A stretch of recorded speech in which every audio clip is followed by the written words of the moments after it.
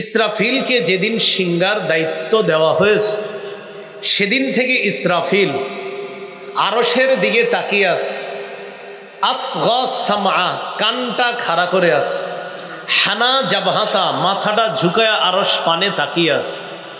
রাসূলুল্লাহ সাল্লাল্লাহু আলাইহি সাল্লাম বলেন, যেদিন সিংহাটা দেওয়া হয়েছে সেদিন থেকে এই পর্যন্ত ইসরাফিল শুধু আরশের দিকে তাকিয়ে আছে, একটা মুহূর্ত অন্য দিকে তাকায় না। কেন?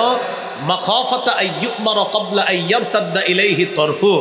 ইসরাফিলের ভয়, আমি যদি নজর অন্যদিকে নেই, ওই মুহূর্তে যদি আল্লাহ সিংহায় ফু দেওয়ার হুকুম করে, এই ভয়ে ইসরাফিলকে সিংহার দায়িত্ব দেওয়ার পর থেকে অদ্যবধি আজ পর্যন্ত আরশের দিক থেকে একটা মুহূর্তের জন্য ইসরাফিল তার নজর সরায় নাই।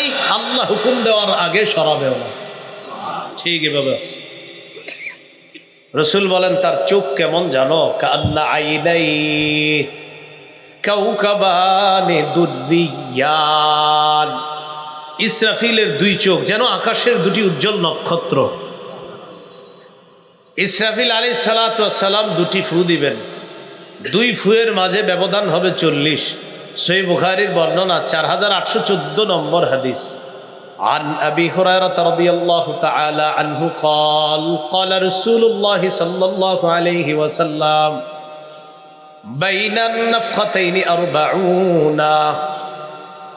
রাসূলুল্লাহ সাল্লাল্লাহু আলাইহি সাল্লাম বলেন, দুই ফুয়ের মাঝে ব্যবধান হবে 40। ছাত্ররা প্রশ্ন করলেন, 40 সানা, হুজুর 40 বছর? আবু হুরায়রা জবাব দিলেন, আবাইতু, আমার জানা নাই। আবার ছাত্ররা প্রশ্ন করলেন, 40 শাহরা, তাহলে কি 40 মাস? আবু হুরায়রা জবাব দিলেন, আবাইতু, আমার জানা নাই। আবার ছাত্ররা প্রশ্ন করলেন, 40 ইয়াউমা, তাহলে কি 40 দিন? আবু হুরায়রা জবাব দিলেন, আবাইতু, আমার জানা নাই। প্রশ্ন করলেন, 40 যে বলছে নবী, দুই ফুয়ের মাঝে ব্যবধান, এটা কি 40 বছর? এটা কি 40 মাস? এটা কি 40 দিন?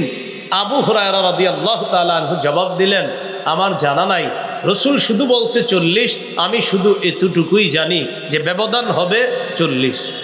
সর্বপ্রথম ইসরাফিলের সিংহার আওয়াজটা কে শুনবে? রাসূলুল্লাহ সাল্লাল্লাহু আলাইহি সাল্লাম বলেন, সুম্মা ইউনফাখু ফিস-সূর, সিংহায় ফু দেওয়া হবে। আউয়ালু মান ইয়াসমাউহু রাজুলুন ইয়ালুতু হাউজা ইবলিহি, সর্বপ্রথম ইসরাফিলের সিংহার আওয়াজটা শুনবে ওই ব্যক্তি যে তার ওটকে পানি পান করানোর জন্য হাউস তৈরি করবে। ফালা ইয়াসকি ফি, হাউজের মধ্যে ওটকে পানি পান করাতে পারবে না, এর আগেই ইসরাফিলের সিংহার আওয়াজ শুনে ফায়াসআকু, লোকটা বেহুশ হয়ে যাবে, ওয়ায়াসআকুন নাস, এরপর অন্যরা বেহুশ হবে। তাহলে ইসরাফিলের সিংহার আওয়াজ সর্বপ্রথম পৃথিবীর ওই মানুষটা শুনবে যেই মানুষটা ওটকে পানি পান করানোর জন্য হাউস তৈরি করবে, আর ওই ব্যক্তি শোনার পর বেহুশ হয়ে যাবে, এরপর অন্যান্য যারা তারাও বেহুশ হয়ে যাবে।